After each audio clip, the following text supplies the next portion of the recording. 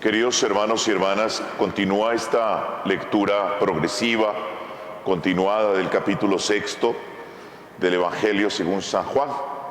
Para que recordemos, empezó por allá con el episodio de la multiplicación de los panes y los peces, y ha ido avanzando hasta un punto en el cual de la multitud que seguía a Jesús se va generando un ambiente tenso, porque no logran comprender las implicaciones de lo que Jesús está planteando. Primero, que Él se identifique como el pan que ha bajado del cielo, es el primer escándalo para los que lo escuchan, pues en la mentalidad judaica no existía esa noción de un Dios que pudiera estar tan cercano al ser humano. Al contrario, el Dios que se concibe desde el judaísmo es un Dios muy distante, es totalmente trascendente al ser humano. Y que el Señor Jesús proclame que Dios baja del cielo, se hace tan cercano, pero incluso en Él se propone como alimento, constituye un escándalo que no logran entender cómo éste puede darnos a comer su carne. A partir de que el Señor empieza a hablar de comer su carne, de beber su sangre, que de hecho no utiliza un lenguaje simbólico, sino directo. Hagan de cuenta que están comiendo mi carne, hagan de cuenta que están bebiendo mi sangre. No habla en esos términos, habla de una manera directa. Se convierte en un escándalo. Sin embargo, este texto nos invita a asumir las consecuencias de entender que Jesús es el pan de vida propuesto para nuestra fortaleza y salvación. Sus discípulos, al final, lo escucharemos próximamente, cuando el Señor les dice: ustedes también se van a ir, responderán: ¿a quién vamos a ir? Tú solo tienes palabras de vida eterna. Y es en este punto cuando podemos entender tres consecuencias de que el Señor se proponga a sí mismo bajo la imagen del pan de vida. El primero es el mismo pan material, lo que significa proponer que Él viene para que nosotros comprendamos la importancia de proporcionar el pan material que alimenta el cuerpo y garantiza la supervivencia humana.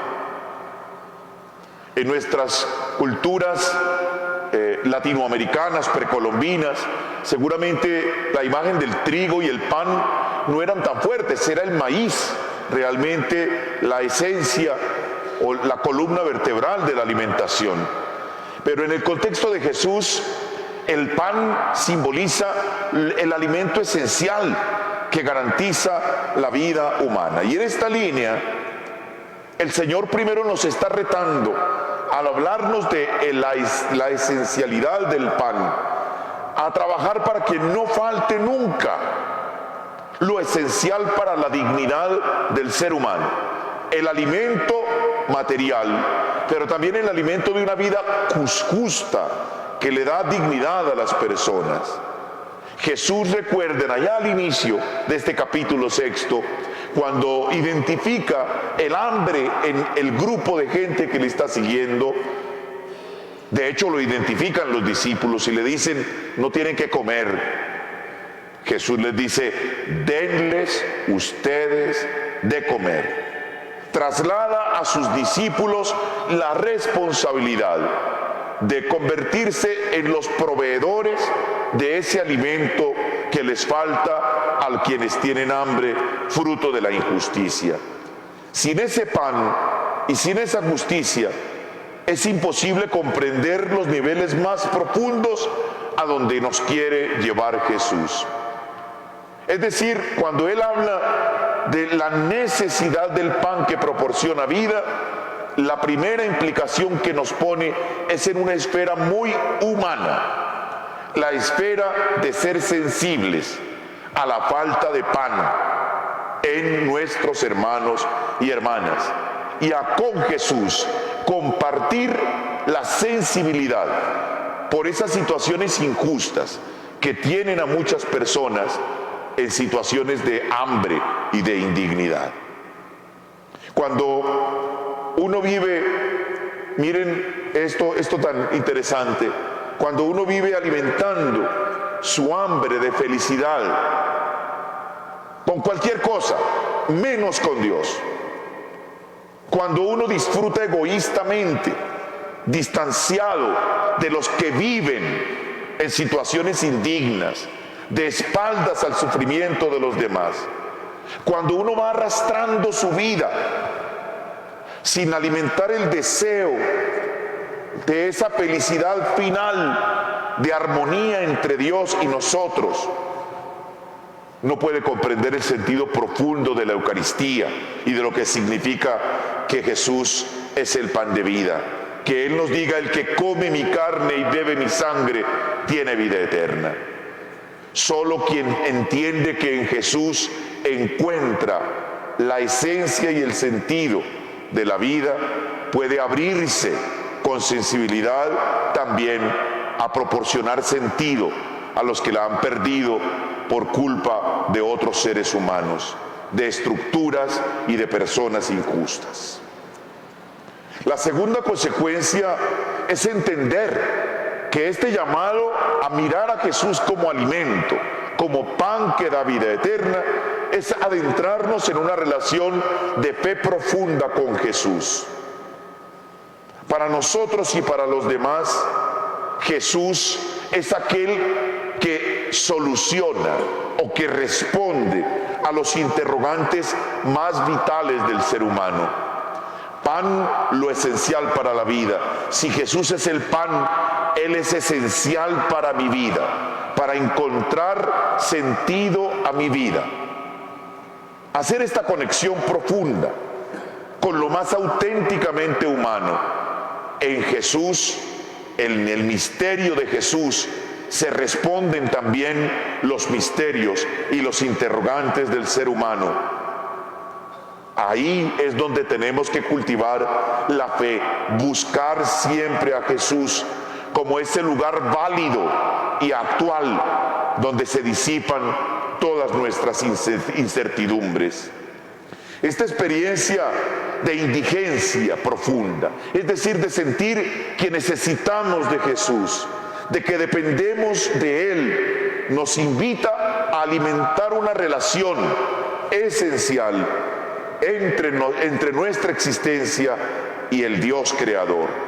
Jesús, hay un cartelito muy popular que uno veía, por lo menos yo lo recuerdo desde niño, el amigo que nunca falla, ¿no?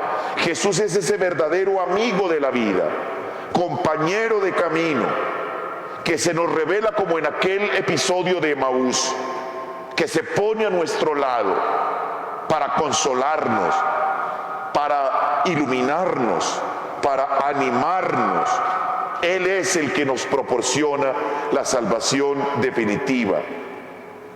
Hermanos y hermanas, la segunda consecuencia de Jesús, pan de vida, es construir una relación de verdadera intimidad con el Señor. Lo necesitamos. Sin Él, nuestra vida pierde brillo. Pan necesario, Jesús necesario. No nos puede faltar el plato en la mesa. Y si nos falta, empezamos a debilitarnos. Esa misma relación de necesidad debemos entender en nuestra relación con Jesús. Finalmente, el valor de la Eucaristía en sí mismo es la tercera consecuencia, mis hermanos y hermanas, en lo que tiene comunión profunda con Dios, con Jesús y por supuesto comunión con nuestro prójimo. La Eucaristía tiene esta implicación: comer a Jesús, comer su carne y beber su sangre es hacernos uno con Dios, es hacernos uno con Jesucristo, el Hijo de Dios, pero al mismo tiempo es sentir comunión, sentirnos hermanos con nuestros semejantes. La Eucaristía, por ello, nunca tiene un sentido meramente privado o personalista, individual. La Eucaristía es profundamente comunitaria, porque nos pone en comunión con Dios, pero también nos identifica y nos impulsa a entrar en comunión con nuestros hermanos. Nos obliga a preguntarnos, ¿dónde estamos alimentando nuestra existencia? ¿Cómo estamos compartiendo nuestra vida con los demás seres humanos de la tierra? ¿Cómo alimentamos nuestra esperanza y nuestro anhelo por un festín final donde se viva auténtica fraternidad? La Eucaristía es escuela de fraternidad, es escuela de construirnos hermanos. No puede ser que nosotros participemos del banquete eucarístico y no busquemos la alegría de compartir también la vida con los que nos rodean. El cristiano no puede caminar solo. El cristiano tiene que sentir la necesidad de vivir su fe con otros, porque lo que ha recibido de Jesús es el mandato de amarnos unos a otros como hermanos. Vivamos cada vez más el sentido y valor profundo de la Eucaristía, pero sobre todo dejemos que sus consecuencias toquen nuestro ser y tengan un impacto en la comunidad. Amén.